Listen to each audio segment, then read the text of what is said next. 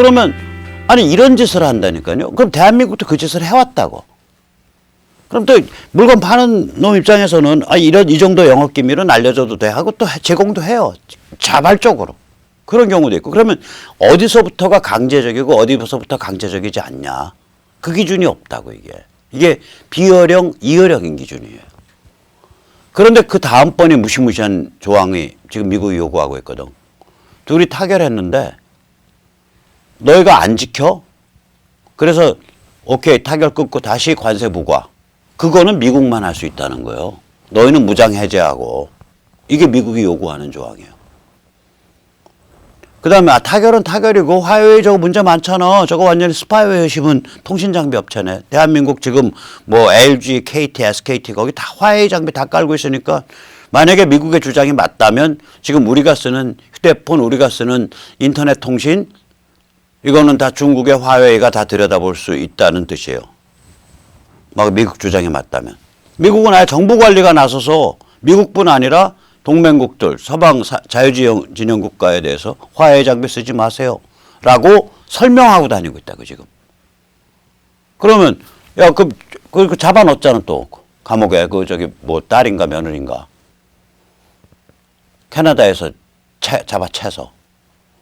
그럼 중국이 이거 항의하면 야, 그거는 스파이웨어이기 때문에 스파이를 불법적으로 통신 장비를 제조해서 판다는 놈들이 남의 거를 들여다보려는 흉악한 짓을 했기 때문에 한 거니까 이거는 무역과 상관없는 거야. 너희 똑바로 알아도 이렇게 얘기한단 말이야. 거기다 트럼프는 뭐라고 말하겠냐. 이거 월스트리트저널에서 바로 인용한 얘기예요. 유리한 타결 아니면 타결 안 하겠다. 지금 이 상태라고요. 그러면 타결이 될지 안 될지 또 타결이 되더라도 지금 이게 지금 앞에 저기 6-7개 들은 그 항목이 지금 미국 요구대로 다 됐다 그러면 이거는 무늬만 타결이죠. 타결 내용은 오리무중인 거예요. 근데 이게 왜 근본 이유가 있다. 근본 이유가 뭐냐면 미국이 중국에 대해서 가지는 노림수는 무역 적자뿐이 아니란 말이에요. 이 노림수는 중국의 자유화, 그다음에 중국의 패권주의 팽창을 원복해라. 자유화는 예를 들어 중국 내부 인권, 신장 위구르 탄압, 티베트 탄압, 기독교인 탄압, 종교 탄압 이런 거 하지 말라는 소리고, 그 다음에 패권주의 팽창을 원복해라. 생각고 열도 얼씬거리지 말고 남사군도 얼씬거리지 말고 일로 일대 일 저지른 거 다 철수하고 베네수엘라 다 철수하고 이 소리. 세 번째 북한 손절매해라.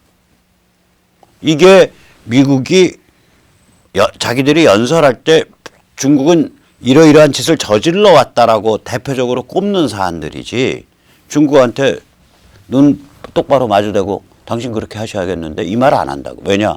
이렇게 가면 중국 공산당 일당 독재 체제 무너지는데. 그러니까 미국의 그 독심은 공산당 일당 독재 체제가 무너질 수밖에 없는 근본적 변화를 중국에 강제한다. 근데 그 체제가 안 받을 테니까 무역과 경제적 수단에 의해서 강제하겠다. 이게 미국의 전략이란 말이에요. 그럼 무역과 경제적 수단에서 지금 중국을 물어뜯고 있는 그 무시무시한 그 상태를 미국이 그냥 놔주겠냐고요. 무슨 산타클로스 할아버지예요. 일련의 전략에 의해서 되고 있는 건데. 상황은 이렇게 돼 있기 때문에 무역협상 타결되더라도 무늬만 타결이고 타결 안 될 가능성도 있고 그렇게 봐야 되는데 이거를 조선일보가 딱 타이틀을 미중 무역협상 타결 임박. 왜 아니겠어요? 조선비즈 일주일에 한 번씩 이름에서 이거 친중파 확실한데 라는 의심을 강력하게 불러일으키는 홍석현 등이 만들어낸 이상한 재단 무려 5천억에 6천억인가 출연되어 있는 여시제. 왜 이름이 그러냐? 중국 공산당의 구호가 여시구진이에요. 시대와 더불어 함께 나가자. 아니 어떻게 재단 이름을 하필이면 중국 공산당 구호 18번에서 나왔나? 그래서 아무튼 그게 뭐 친중 연구재단인지 뭔지 모르겠는데 여시제랑 조선일보가 합작으로 엄청난 시리즈를 내고 있잖아. 마치 중국이 AI를 다 이끌고 있고 유통, 의료 여기서 인류 첨단의 이상적 유토피아적 상태를 구현하고 있는 것 같은 특집을 매주 한 번씩 딱딱 내리고 있다고 지금. 그러니까 조선일보가 지금 저기 뭐 시진핑 전체주의 반동을 위한 프로파간다를 하고 있는 거예요. 조선일보 방 회장님, 그리고 또 김대중 선생님, 또 송희영, 강 선생님, 뭐 이런 분들 지금 뭐 하시고 계시는 중이요? 무슨 조직입니까, 이게?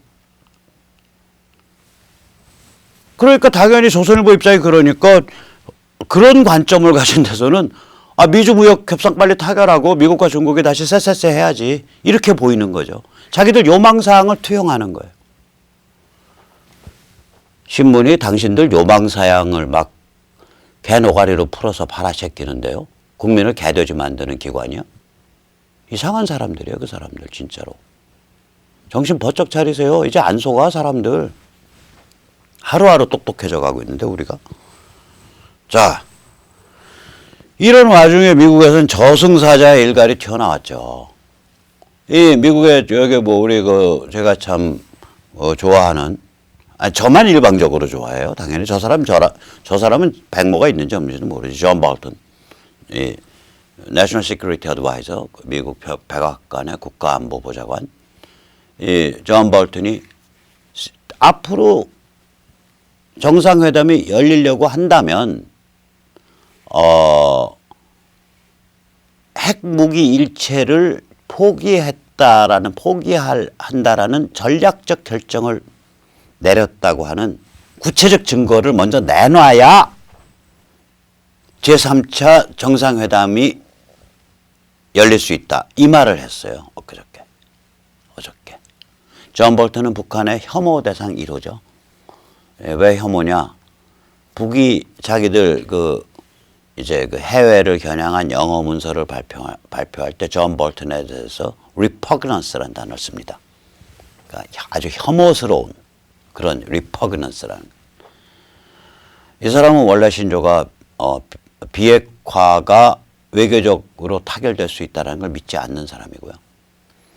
지금 무슨 일이 벌어지고 있냐? 국무부의 이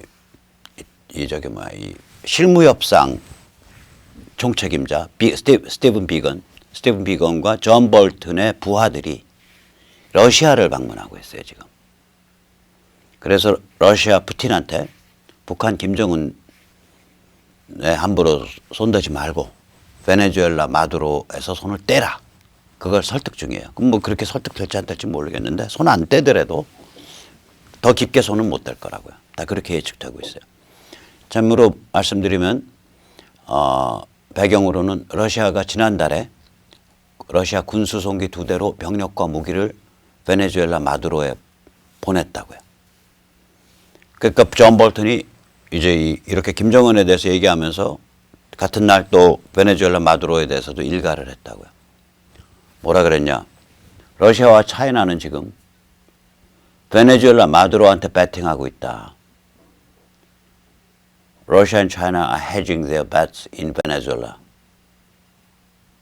바보 같은 짓 하고 있다. 그러면서 쿠바가 방을 빼면 마두로는 simultaneously, 동시적으로 붕괴해버린다. 쿠바는 러시아, 중국 오다 명령받고 쿠바 사람들이 많이 들어가 있나 봐요, 베네수엘라에. 그래서 그 마두로 정권의 친위 세력을 형성하고 있는 모양이에요. 쿠바 군인들 이런 사람들이. 쿠바가 베네수엘라로부터 방을 빼면 마두로는 즉시 붕괴한다. 이런 무시무시한 말을 했어요. 존 볼턴이. 그러니까 이런 사람들 얘기니까 이제 우리가 좀 귀담아 들을만 하죠. 근데 이제 지금 김정은은 지금 푸틴 만나겠다고 막 고위직을 막 저기에 보내고 또 러시아에 또 고위직이 또 평양에 얼마 전에 왔었고 그렇죠. 그래서 푸틴 만난다는 소문이 막 있어요. 이거 만나도 괜찮아요. 이제 만나면 블라디보스톡에서 만난다는 거거든요. 푸틴이 일로일대 회의를 위해서 베이징에 참여하는 베이징으로 가는 과정에 그 블라디보스톡에 기착을 해서 거기서 김정은을 만날 수 있다. 뭐 이런 얘기 소문이 지금 막 돌고 있다고요. 근데 이제 이게 무덤 파는 짓이에요. 진짜 눈썹이 휘날리도록 무덤 파는 짓입니다. 김정은이. 이게 뭐냐면 야, 우리가 꼭 중국만 바라보게 하는 건 아니거든. 우리가 꼭 한국만 바라보게 하는 것도 아니거든. 나 푸틴 아저씨 만날 거야. 블라디보스톡에서 만날 거야. 지금 이 포지션이라고요. 아니 애초에 자기는 어차피 명줄을 중국과 한국밖에 못 걸어요. 러시아는 크게 여기서 손을 못 대는 상황이라고. 이거는 뭐 ABC 미국 ABC 방송 그 저기 뭐 민주당 쪽 성향, 그 다음에 워싱턴 포스트 민주당 쪽 성향, 거기도 다 이렇게 얘기를 해요. 김정은이 푸틴을 만나든 말든 상징성만 클 뿐이지 실제적으로는 아무 영향가가 없는 사건이다. 그럼 이런 짓을 저지르면 어떻게 되냐? 중국은 뭐라고 생각하겠어요? 시진핑은. 지금 자기 코드 석자여갖고 미국한테 밟혀서 지금 중국 경제가 무너지냐 마냐인데 지 꼬붕이라고 생각했던 놈이 왜 자기 보호 안 해주냐고 주둥이가 이만큼 튀어나와갖고 러시아로 달려간 거 아니에요. 그러면 저거 봐라.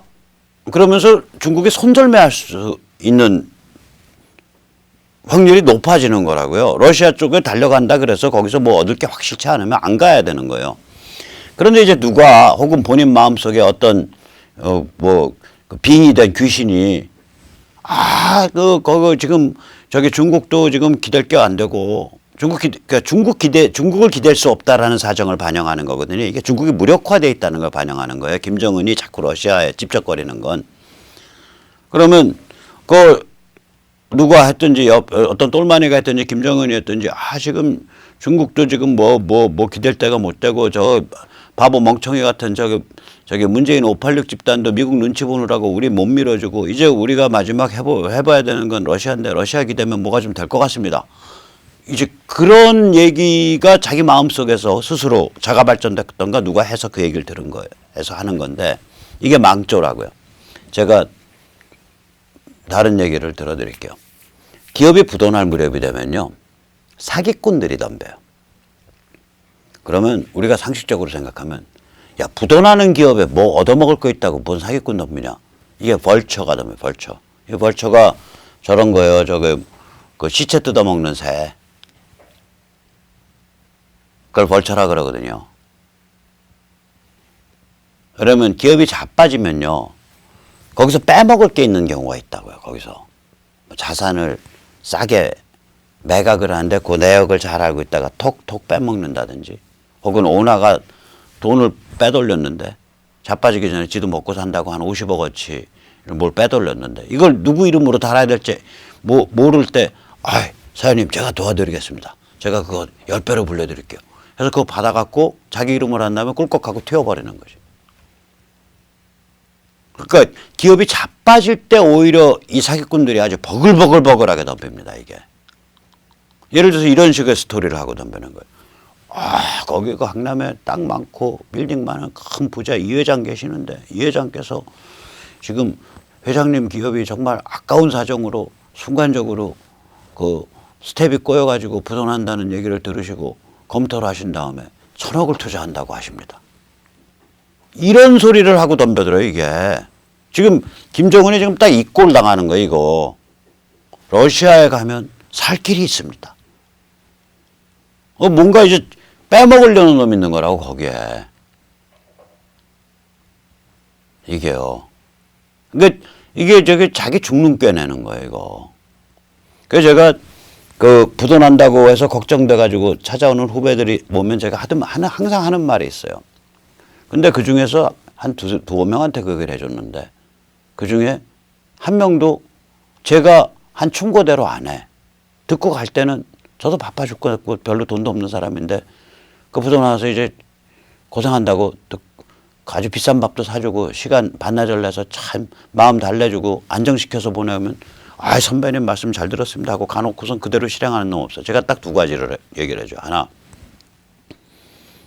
내가 네 얘기 들어보니까 네 회사 자빠지겠다. 근데 그게 너무 무섭고 싫으니까 네가 밤에 잘 때마다 형님한테 돈 좀 끌어오고 어디서 끌어오고 하면 내가 요거면 넘기면 살 길이 생길 것 같은데 이 생각이 들 거다. 자빠지든 안 자빠지든 간에 너 친인척 친구한테 큰 피해를 끼치지 마라. 그게 자빠지고 나면 나중에 기대고 부빌 데도 없어진다. 그걸 제가 하나 충고를 하고요. 두 번째 충고하는 게 바로 이겁니다. 내가 네 얘기 들어보니까 네 근처에 지금 사기꾼들이 왔다 갔다 하고 있는 거예요. 걔들 다 벌초야. 다 시체 뜯어먹는 사기꾼들이야. 걔들이 왔다 갔다 한다는 얘기는 너 자빠지는 거 확실하다는 얘기야.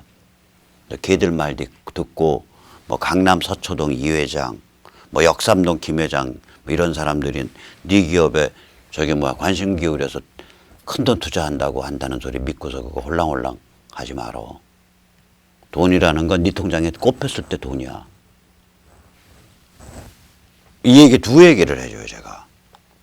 근데 제가 섭섭한 건 제가 시간 내서 좋은 밥 사주고 마음 안정시켜주고 반나절을 그렇게 할 때는 아 선배님 감사합니다. 꼭 그대로 하겠습니다 하고 가서는 실제 스텝은 제가 하지 말라는 것만 해요. 사람이 그렇게 약하더라고요. 그러니까 정은군 자네 지금 어려운 처지에 있는 거 안 해. 이럴 때일수록 냉정해져야 되네. 대담하고. 평생을 할아버지 그늘 아래서 할아버지의 정해준 그 운명을 인생의 아이덴티티로 삼고 살아왔는데 이제 튀라고. 그 길만이 사는 길이네. 그 얘기를 우리 김정은 후배한테 해주고 싶습니다. 자, 그러니까 아까 말한 대로 이제 그 어저께 누구냐 그 존 볼턴은 그러니까 3차 회담이 열리려면 북한이 핵무기 전체를 포기한다는 전략적 결정을 내렸다라는 구체적 증거를 먼저 내놔야 된다. 이 얘기거든요. 그 얘기는 다른 말로 하면 트럼프 만나려면 100개 들고 와 이 소리예요. 그 사람이 말한 구체적 증거는 리비아가 했던 그런 증거라고요.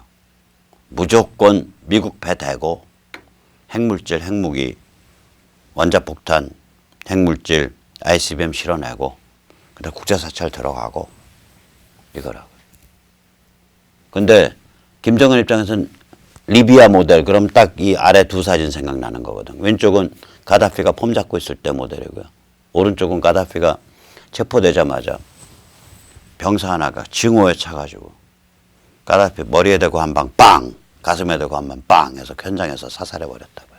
2010년 10월 20일.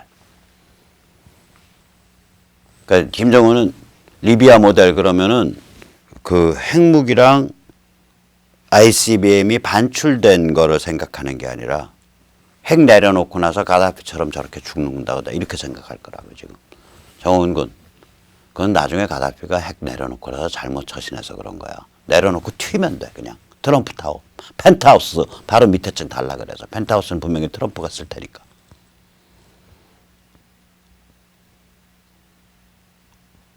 이걸 못하는 거예요. 이걸 못하는 거라고. 그러면은 이제 그 참고로 저 가다피 저거 예를 들면 그때 2001년 사건인가 정치범 수용소에 기관총 걸어놓고 2,000명 가까이를 정치범만 가두는 감옥에서 전체를 학살해버리는 적도 있어요. 그걸 두고서 불교계에서는 불교 인권상을 줬습니다. 저는 불교계에 권합니다. 이왕 그렇게 인권상을 훌륭하신 이런 학살자들한테 주실 바에야 한 번 더 마음을 너그럽게 쓰셔서 김일성한테도 불교 인권상을 주시고 김정일에도 주시고 폴포트에도 주시고 히틀러에도 천도제 지내면서 인권상을 추서하시고 스탈린에도 천도제 지내면서 인권상을 추서하십시오. 이게 불교라고 머리 깎고 근사한 승복 입고 다니고 목탁 두들기면 죽인 줄 아나. 스님이면 스님답게 굴어 양반들아. 그렇잖아요. 가다피한테 불교 인권상 준 게 한국 불교계입니다. 황당한 거예요. 황당한 거. 그냥 가다피가 그냥 일반적인 반미 권위주의 독재자가 아니라고요. 어느 정도 잔인했냐. 아까도 말씀드렸지만 그 유명한 학살 사건이에요. 정치범만 따로 가둬놓고 있는 감옥에서 소요가 일어나니까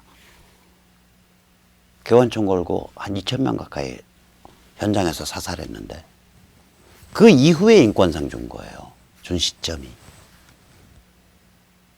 그러니까 이것들은 반미라 그러면 악마도 아름다워야.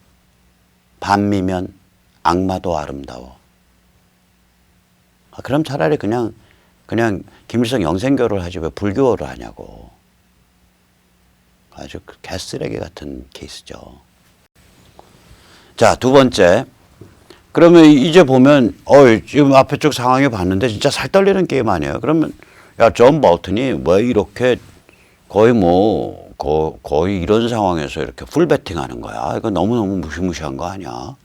정말 사단 날라 그러는 거네. 도대체 미국이 이렇게 풀배팅하는 배짱이 어디서 나오는 거야? 세 가지가 있습니다. 첫째, 어저께 말씀드린 미국발 보수혁명. 한편으로는 셰일혁명에 의해서 미국의 경제가 살아올랐을 뿐만이 아니라 미국을 지난 한 50년 이상 지배해왔던 미국 안보의 최대 고리는 에너지 안보예요. 한마디로 석유 안보라고요. 석유 안보로부터 미국이 해방된 거예요. 석유 안보의 그 강박증에서, 석유 강박증에서, 오일 업세션에서 해방된 겁니다. 이건 제가 만든 단어예요. 미국이 다 자급자족이 되고 다 되는데 침몰시킬 수 없는 거대한 세계 1등 국가인데 딱 석유 공급 라인이 취약한 거예요. 군사 안보적으로. 그거에 대한 강박이 있다고. 이거 지켜야지. 이거 지켜야지.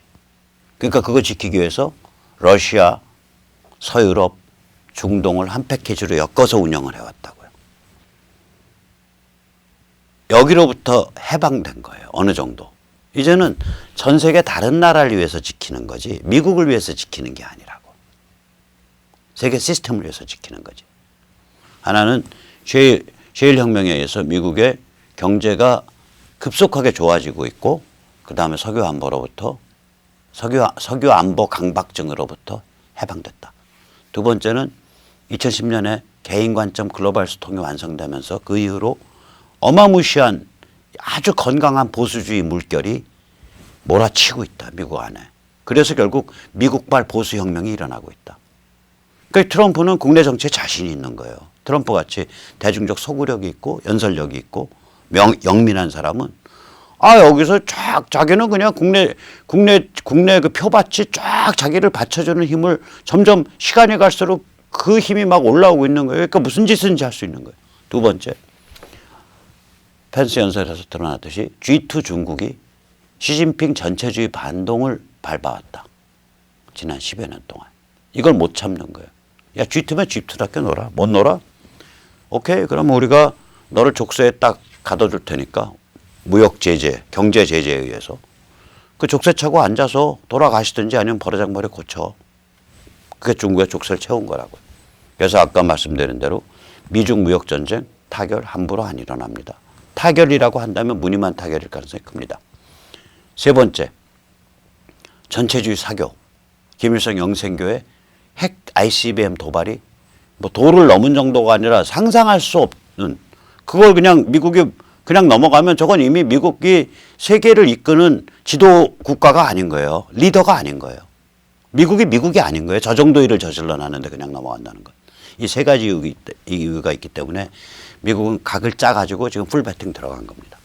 그런 풀배팅이 들어갔다는 걸 개무시하고 아들 부시 때의 그 국무부 약골들이 다 늙어 빠져갖고 한국에 강연료 받고 와서 크리스토프 페일은 헛소리를 했고 그 다음에 미국에 자빠져 있는 마크 피츠패트릭은 그 사람은 한국 정부가 출연한 미국에 있는 연구소인 한미경제연구소 사무총장이라는 자가 딱 문재인 입맛에 맞는 소리를 했어요. 정말 아들 부시 개판인 사람들 데리고서 북핵을 다뤄왔던 거예요. 공화당 아들 부시가. 그래서 우리한테도 이게 이제 어마무시한 쓰나미가 와요. 그러니까 이때까지는 분단이 당연한 거고 김일성 영생교가 존속이 당연한 거고 그 다음에 중국 공산당이 이끄는 중국의 비약적 성장이 당연한 거고 그 다음 미국은 PC 레프트, PC 좌파, PC 글로벌리스트들에 의해서 사회 전체가 해체되는 게 당연한 거고 이런 게임을 우리가 한 50년 봐왔는데 앞으로는 북한이 해방되는 거고 그 다음에 중국이 미국에서 제압당해서 자유화되고 되는 거고, 그 다음에 미국의 국내 정치, 사회, 문화에선 그리고 거대한 보수 혁명이 일어나서 그게 유럽을 휩쓸 거고 전 세계를 휩쓸게 될 거다. 그러니까 전혀 하지의 여름 혹은 동지의 겨울에서 하지의 여름으로 한순간에 건너뛰는 거예요, 이게. 과거와 현재가 극명하게 충돌을 일으켜서 단층을 만들어내는 그런 운명적이고 그런 극적인 땅과 시점에 지금 살고 계시는 겁니다. 우리가 엄청난 축복을 받은 존재라고 생각을 합니다. 네, 오늘 여기까지 모시겠습니다. 감사합니다.